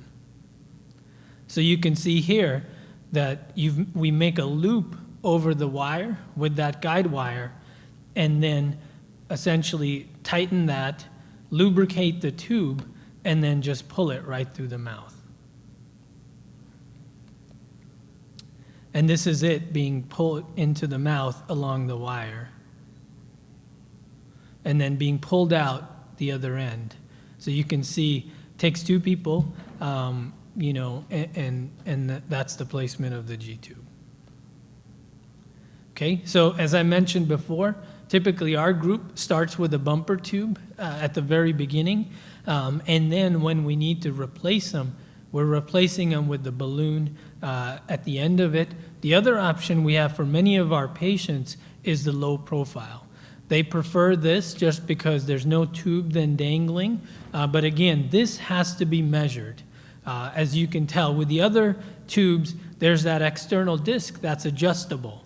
With the low profiles, you have to have the size correct. Otherwise, it's too loose, or actually the opposite, where you can actually push the balloon into the track if it's too tight, or if you're gaining weight. So these are all things that we watch for, but essentially with the low profile tubes, they have to be measured, but then it's flush against the skin. And whenever you need to provide feedings, you can then connect that adapter and then feed the patient. So those are the main ways that we put in G-tubes into the stomach. If in the hospital, we need to then place nasal tubes beyond the stomach, this is where it's actually quite difficult. And I'll show you some of the techniques we use. It's easy to get the tube into the stomach. That can be done at the bedside. But then to have it move past the stomach is difficult, because many times when we try to do this at the bedside, because the end of the stomach is a big muscle called the pylorus, it starts to just loop. And then you get an X-ray, you're like, oh yeah, I'm way in there. You know, I've put in a 10, 20 inches of tube in there, but then it's just coiled in the stomach. It never went beyond. So because of it, there's a number of techniques that have been tried, and I'll kind of show you, highlight some of those. One of them is electromagnetically guided. This is CoreTrack is what we refer to it. That's a company that makes one of these. But essentially, there's a sensor, you can see that at the blue part of it, that gets placed on the patient's abdomen, and then the tube has a tip that can be sensed by this sensor, showing us where the location is. And even though this is probably small, but the graphs there are an ideal graph showing you the loop of the stomach, and then almost like a backwards C going through the duodenum, showing you that it's in the correct location. And, you know, this is very important because in patients who can't tolerate stomach feeds in the hospital, there's often, and on average in this trial, it was 22 hours. We sometimes encounter days before we're able to feed a patient if we're not able to do it in the stomach. You often have to wait for our GI colleagues to advance it, or our interventional radiology colleagues. So devices like this can cut that down to a few hours, which is huge because we don't want the patients to fall behind. Some of the other techniques that have been tried, and I just met someone who is developing ultrasound guided technique as well, so that there's more to come for that. Another technique is to have almost like a little endoscope, but have the tip there illuminate so you can see those pictures. They can guide the individual pushing in the tube to let them know that it is in fact in the jejunum and beyond the stomach. So that's one technique. Others that have been tried but actually didn't work, I think this was called like the tiger tube, but this one, what they did was they serrated the edges a bit. Oh yeah, I put tiger tube there. So they serrated the edges a bit, and what the thought was that you could put this into the stomach. That's the same look I had as well, but you know, and it would self-advance, and it did that. It worked to some extent, but the difficult part was then pulling it back out. You know, that posed, ouch. Other techniques have been tried. I don't, want to go too much into this. Magnetic guided, self-propelled coil shape. So lots of different things have been tried. In our experience, still, the CoreTrack system works quite well, and even some of our ICU nurses can just do that on their own. But if we truly want, so with all of those other options, we can get past the stomach, but if we truly, truly want to make sure that the tip of the tube is in the jejunum, then we really need our gastroenterology colleagues to come in with an endoscope and verify that it's in the right location.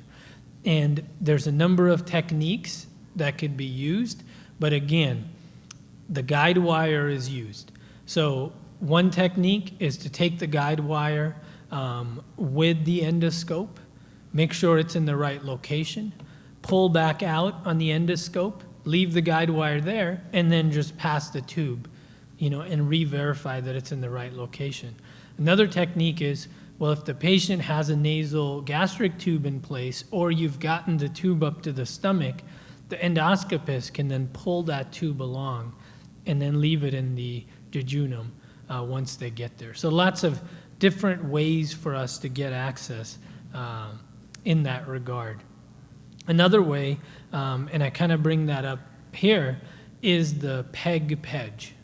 So this is often arises in a situation where a patient has had a PEG and then they no longer tolerate it, so we have to feed beyond that. So we can go in with a tube, a J extension, a jejunal extension, through that same opening, and then put in a tube into the jejunum.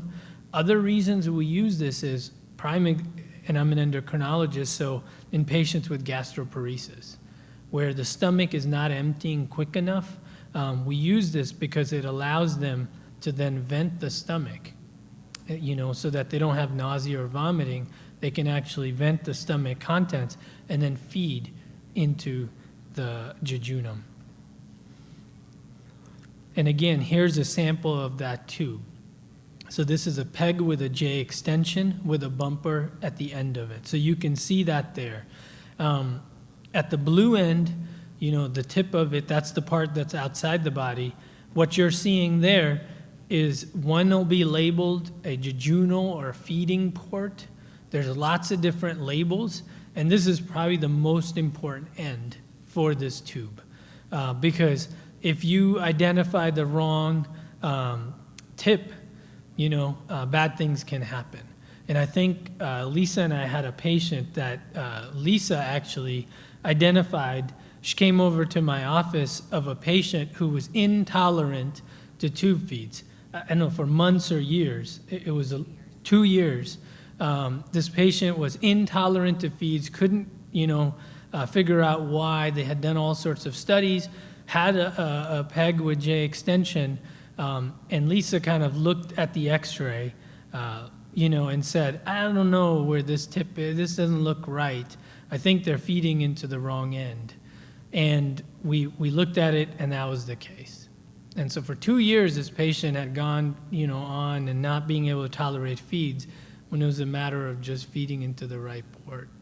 That's one of the things we do. And we've even gotten to the point where we have a label maker that our nurses use, and they will label them feed, vent, or gastric, jejunal to make sure it's correctly identified. So that's one of the keys to this procedure. And again, here's some data about the success rate of this being placed. And even for our gastroenterology colleagues, it's sometimes difficult. It's not a 100% placement rate. Lots of failures can still happen. Same sort of techniques, again, for placing these tubes in. As you've seen, the key is if there's no tube present, we need to get a guide wire in the right location, and then we can pass a tube through that guide wire. So similar techniques to the videos you saw before. So this is now just showing you a little bit about the direct percutaneous endoscopic jejunostomy tube. Same sort of approach. The first thing we have to do is identify our landmarks. And what we're doing there is we're going in with an endoscope. In the video, it's very hard to see, but we will go in with an endoscope, go into the right location, into the jejunum, and then turn the endoscope towards the belly wall. The room usually is dark so that the outside individual or person that's doing it can see where they are. And based on that landmark, then a very small needle is placed, and then again, the guide wires pass through that to make sure we're in the correct location. So that's it right there. And you can see the needle coming through, and once we know we're in the right location, then you can go ahead, give anesthesia, make your incisions, and then pass the guide wire. So that's how we're going about placing the direct PEGs.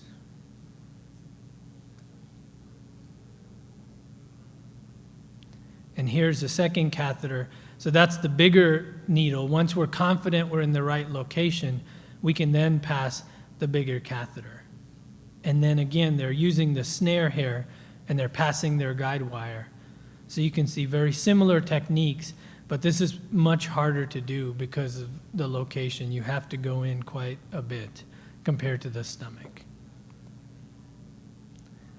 Okay, so we'll leave the questions for the end about how to place tubes, but then I want to shift to the second part of the talk, which is on ENFIT, which is one of the biggest transitions I think home enteral nutrition has seen in quite some time. And I've summarized a talk that I've given before about why we need this connector. Essentially, what's happening now is that one typical patient that we see could have many different tube systems. There's actually countless that are available on the market, and sometimes we saw the data that Lisa presented. Many of these patients are being taken care of by providers who don't manage many tubes. So if they get admitted to the hospital and the nurse or the physician is used to only seeing a few per year, mistakes can happen. The same thing I mentioned before about feeding into the stomach versus the jejunum, not being able to correctly identify this. So because of this, mistakes do happen. And this is a perfect example from our institute where a flush needed to be provided into the feeding end, but instead was provided into the balloon port. And the balloon can only handle like 10 cc's or more. And the balloon actually ruptured, the tube fell out. So you could see this happens quite a bit. And this is not anything new. It's been reported in literature since the 70s, with the earliest case being reported of cow's milk, so milk, actually being given accidentally as an IV, as opposed to in the stomach. The patient developed a severe reaction, but did, survive. There's now over 116 cases that have been identified and reported on. Obviously, many, I would say the vast majority, don't get reported. But those are the number of deaths that have been reported. So because of this, I think Joint Commission and other organizations focused on safety have identified this as a serious issue. And with this, we have been working now for a number of years to make a transition to a tube that would try to rectify some of these issues. With this in mind, the Global Enteral Device Supplier Association was formed many years ago. Those are the companies that came together to develop the standards for these tubes, which then got named ENFIT. And that's what it looks like there. So essentially, it's very similar to a lure lock system, but the ENFIT device, the feeding supplies, will only connect to an ENFIT device in a secure way. So that's the design behind this. But as many of you have kind of brought up, as this was being developed, number of issues were brought up, and it's fair to bring those up here. The first issue was medications, especially in the neonate. Because of the design change that was required, with the current tubes, if you can essentially visualize, you can see that on the right. The end is what's referred to as a female end, with the supplies being a male end. This needed to be converted, so it needed to be changed. And so because of it, there can be a little bit of adjustment that needs to be made in terms of medications. Not all of the solution goes out, so there could be underdosing or overdosing. But the tubes have been redesigned, and Getza can kind of fill in more on this. So we think that issue has been resolved. The other issues we tackled with a partnership with the FDA. First issue was flow rate. Many of the early ENFIT tubes were tested and examined with a pump feeding, and there they worked quite well.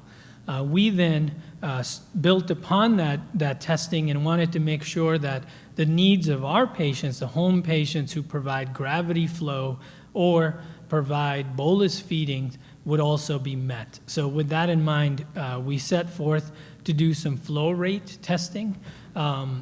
And we partnered with the FDA to design this protocol, and then the GETSA members were kind enough to provide us tubes. And you'll see by the data, there were a lot of tubes that were required to do each testing because we did that in triplicate and didn't want to use the same tube. So we had to just do this over and over again. Here's Lisa and some of our other members of our team that did this. And it was days and days of work. It was hard work. But they're still smiling. I made them turn around and smile at least. So there they are. So this is what we saw, and we've kind of published these results. As you can see in the black and white, those are the legacy tubes. Those are the current tubes that we have, and we've essentially measured the flow rate in milliliters per second. And then in the pink are the ENFit tubes. And we did it for each size, and then we did it for a number of formulas, including water. So you can imagine how many different times we did this. Lisa can imagine for sure. She said she tried to forget. But you can see one of the tubes has a much slower flow rate, one of the ENFit tubes. And we think in terms of the 14 French, that contributed to the results you're seeing.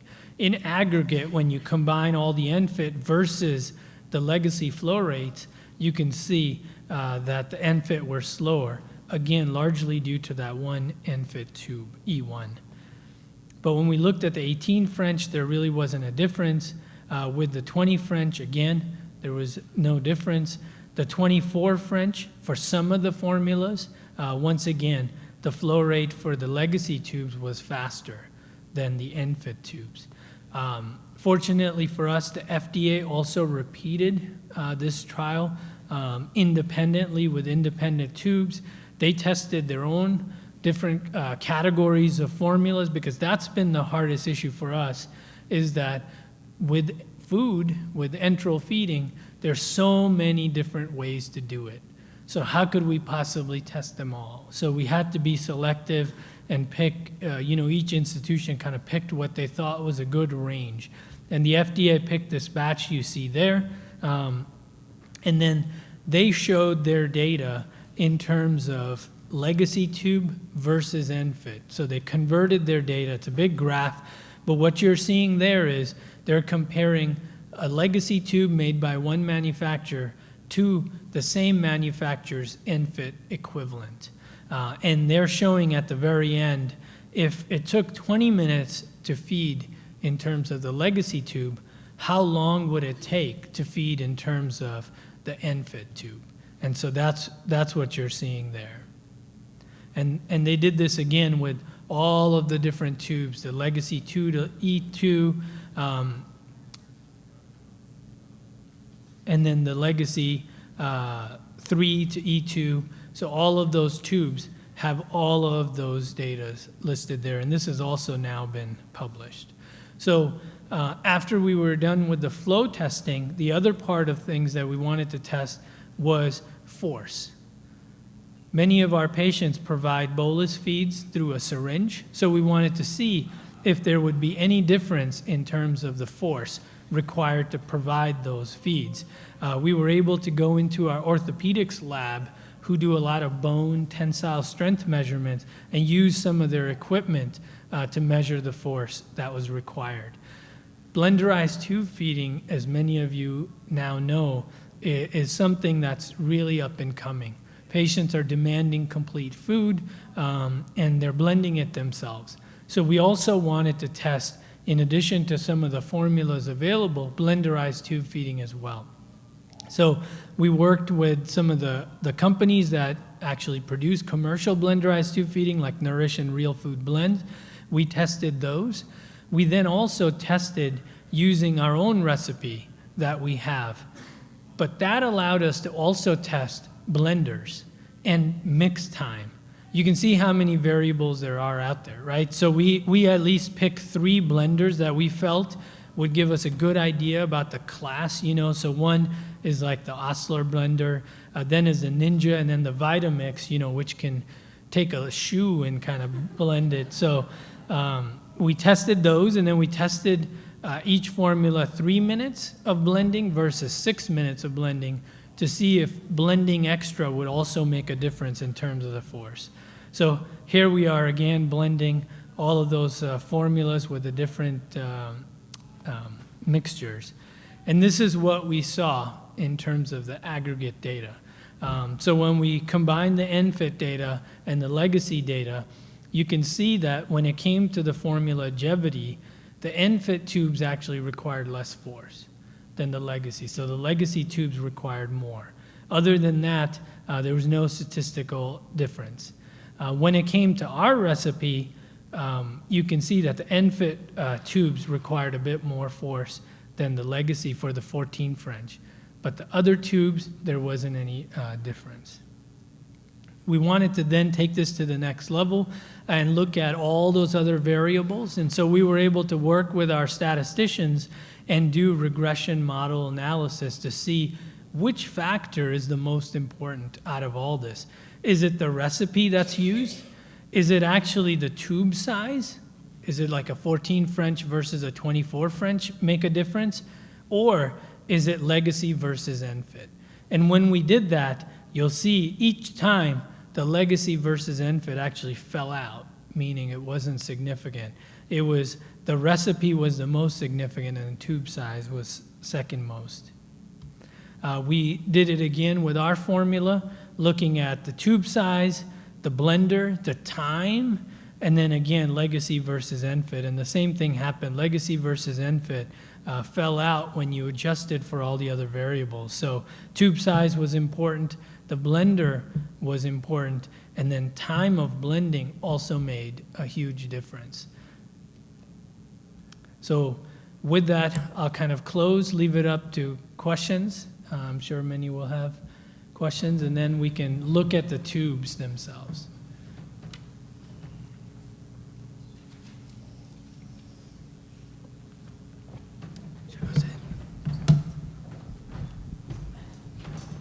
Did you use the largest 24 French feeding tube available? I'm talking about inside diameter.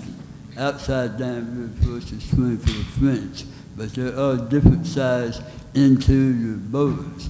And this is what I use a Halyard 0110-24 dangling tube. I can fully insert I believe it's a 5.5 millimeters drill bit into the port of my tube. So it has a tremendous bore. Now, there's no way physically that these small tubes, 14 French and below, can gravity feed something. Now, I'm not a doctor, but I have a theory about your stomach.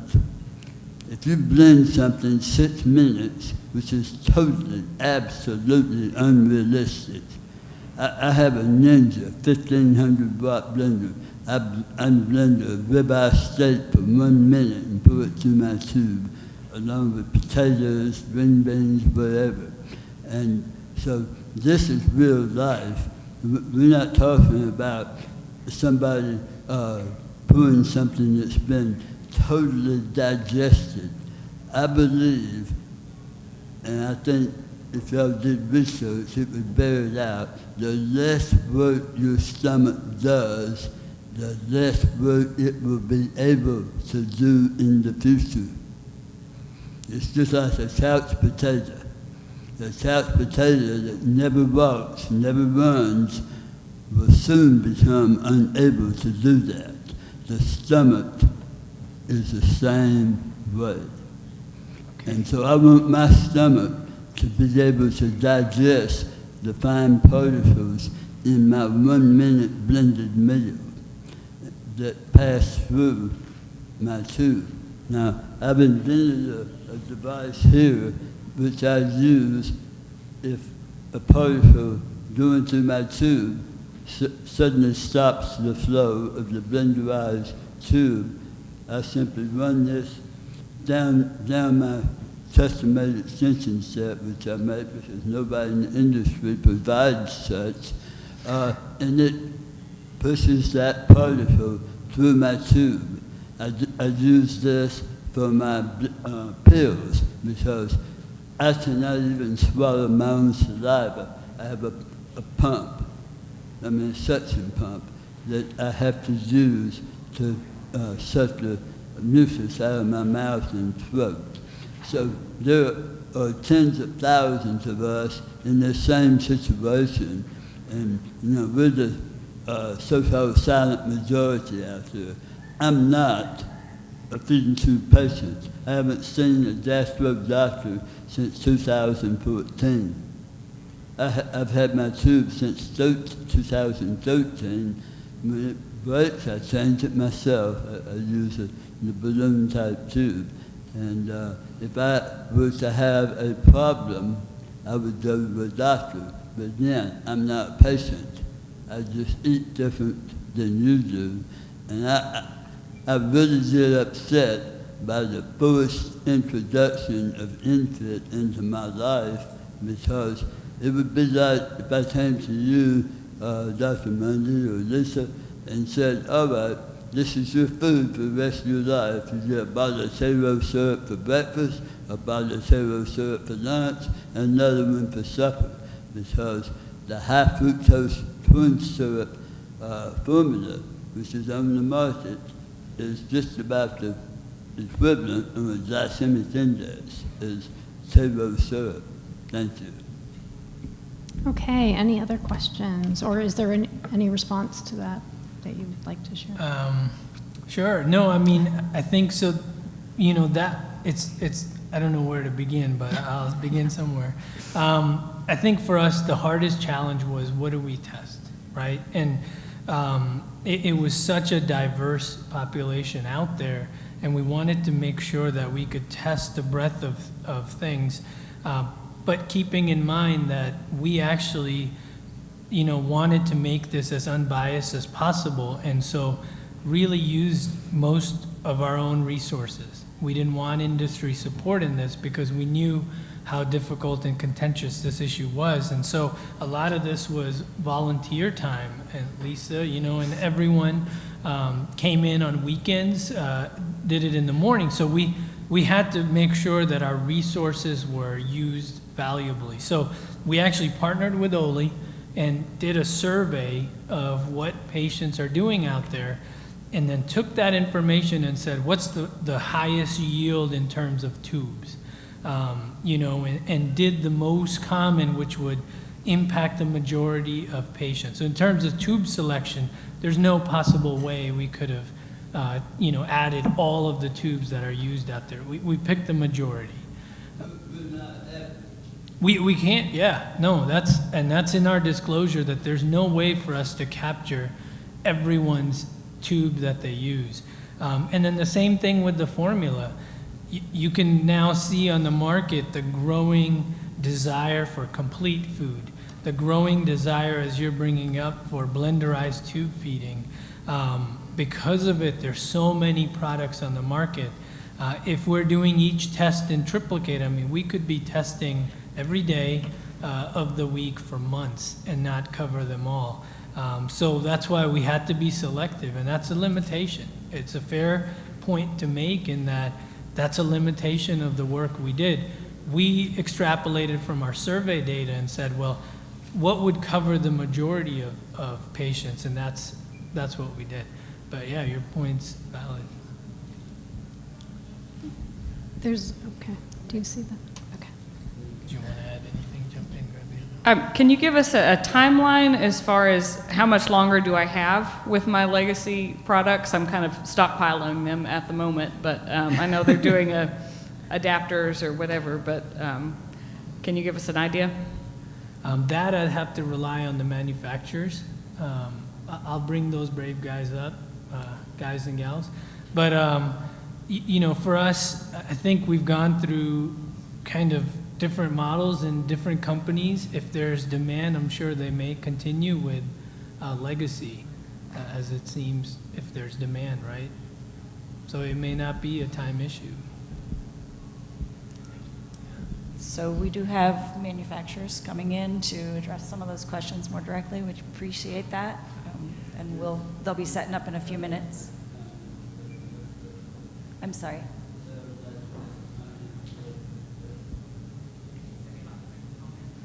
Okay, I'm going to give it to David first. First of all, I'd like to say I never intend to use an in-fit connector, never.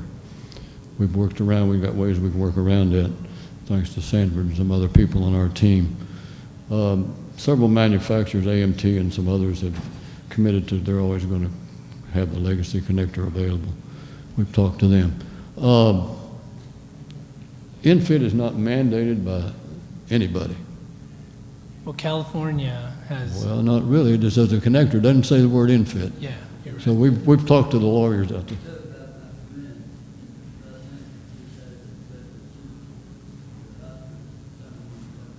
So I think Well, we're referring yeah. to, there is a law in California that states that the feeding tube and supply should only be able to connect to an adapter. Integral to integral. It cannot misconnect, but it doesn't talk about in-fit at all. It doesn't talk about the in-fit standard. In fact, the in-fit's in violation itself when it's implemented in California because it fits right into an adult trach. So they're violating, if you're using an in-fit in a California hospital, you're in violation of California law 1279.7, California law, excuse me, law. So it's not mandated by the ISO, it's not mandated by a joint commission, it's not mandated by the FDA. I have a letter home from the FDA that says it's not mandated. So, we don't have to use it. If manufacturers agree to supply both, we're going to keep going with the ones of us who want to do that. You talk about misconnects. We went to the FDA with the FOI, Freedom of Information Act, and we got the report back. We went back 11 years. There was no misconnects that in-fit would have solved. None. I've got all the details there if you want to see it. I'd be glad to go over it with you. I don't know what you're testing, what you were using. We're using a 3.2 tube or whatever, but many tube feeders use, Bard and Cook make 3.8 and 4.65 tubes, and so some people are blending a lot of big meals in those tubes, steaks and whatever, pizza. I put pizza in mine. I've done that before. You don't taste it only if you burp it. But anyway, I'm not in favor of in-fit. I don't know why we're doing it. It just doesn't make any sense.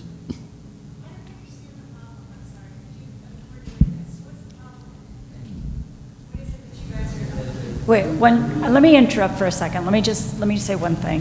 That the ISO 80369-3, which is the NFIT portion of it, the enteral part of it, is only part of the solution. Mm-hmm. And that's been acknowledged from the beginning, right? That it's one of many systems. So I think that we're coming at this from we're jumping into the middle of a discussion rather than starting at the beginning. And a lot of people, we have a lot of history, right? We've been going through it.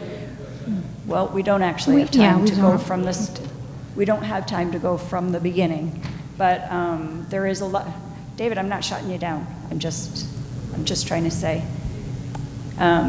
What I wanted to say was that it's a process, and it's been a long discussion, and a lot's happened. And I think that we're at a point to continue that conversation. We do have the manufacturers to talk, and I think that you have been talking, and that your points historically have been taken into account in some of the modifications that have been made to NFIT. But I think that this is a valid point, and I'm hoping that there's a conversation that will continue as the manufacturers come up, and that legacy hasn't been discontinued. Am I right? And where things go is part of the conversation still, I think, But I want to ask you a question. Sorry. Oh, I was just curious what the problem with ENFIT is, why you all are not in favor of it. I see your shirts. That was pretty clear. Hard to miss. Yeah, why don't you like it? In a nutshell, just well, in a nutshell. So in a nutshell, summarize, David. It's been a discussion about the... There's many negative things about infit. First is the flow rate. That's a problem. The flow rate of blenderized food through there. I've told this before. I took a Subway sandwich and blended it up and used it to use my legacy stuff, and no problem. The next night I blended the same sandwich, Subway Club, 32 ounces of fluid, both of them. Couldn't get it through an infit connector. That's the one issue. I mean, there's like 16 or 18. They go on and on. I mean, I don't know how much time we got here. Well, That's what I say. It's to have a full discussion about ENFIT right now would not work. But we can have individual discussions, and we can maybe try to I'll be glad address to it in show. the Oley newsletter more, so that it is on our website. There's the ENFIT summit that we did, there's a videotape, there's a lot of the issues that have been discussed throughout. We got the infection problem for one thing. The Nelson Labs did a test on the moat area because debris builds up in there, bacterial buildup, and it was too numerous to count. The bioburden was just too numerous to count. So it's very dangerous for infants, especially who have a compromised immune system. That's another. I mean, I don't think you want to let me do it all. So. We'll run out of time. So yeah, I was going to say, maybe you all can chat afterwards. I'm happy to talk to you too. I made the full transition over a year ago to ENFIT. Now I'm a J-tube pump-fed formula patient or consumer. And so I'm happy, if that's your situation, I'm happy to talk to you as well. Because it's actually, for me, in some ways it's improved my quality of life. I don't want to take up everyone's time now for that. For me, I would just say the concept of for the greater good is something a lot of people don't report. You might have done a FOIA request, and I very much value and appreciate your interest and the time you've put into it, but a lot of people don't report things. Who wants to admit they made a mistake? Let me see a raise of hands, you know what I mean? So.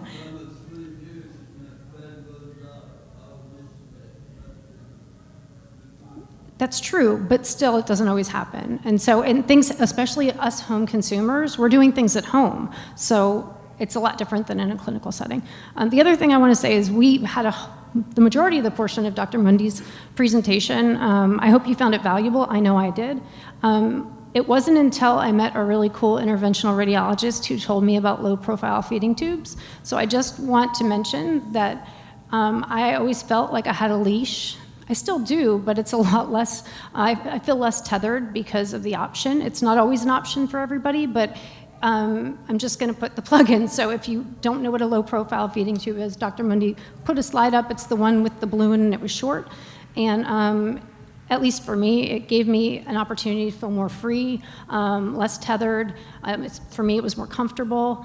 And I do yoga more comfortably now than I did before. So I hope that you found that valuable, learning about all the different tube types.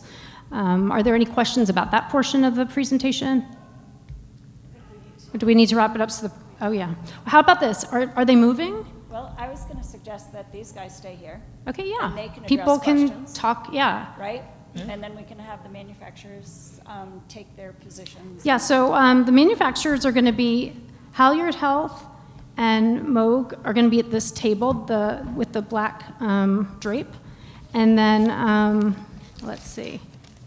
Moog is closest to me, Halyard is farthest. Then Cook is going to be in the far back right circular table. Then Boston Scientific back there. Maybe you guys can raise your hands. Okay, in the far back, there you go. And then Medline. So as people kind of move into places, we can wrap it up. I just want to ask or thank each of our presenters for doing such a great job.